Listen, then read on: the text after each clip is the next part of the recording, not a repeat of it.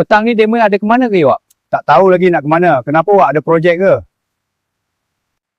Aku ingat nak ajak kamu pergi mancing kat sungai belakang sana. Tak ngajak aku ke awak lah. Jom aku kat rumah dah naik habuk dah. Pukul berapa kita nak pergi? Jomlah kita balik tukar baju. Nanti jumpa kat sini balik lepas asar. Minum lagi bila nak mancing rupa ni. Wak Lan ni betui ke nak mancing ni? Dah, jom gerak sekarang. Kang lambat.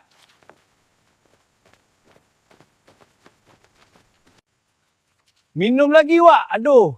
Mancing tak seberapa, minum yang lebihnya. Betul tu, janganlah asyik minum je.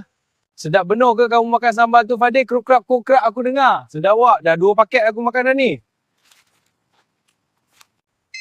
Ya Minah. Abang, dah dapat ikan ke belum? Dah dapat 4 ekor dah ni Minah. Mampus macam ni, ikan sekor pun tak ada. Kang bini tanya mana ikan yang mancing tu.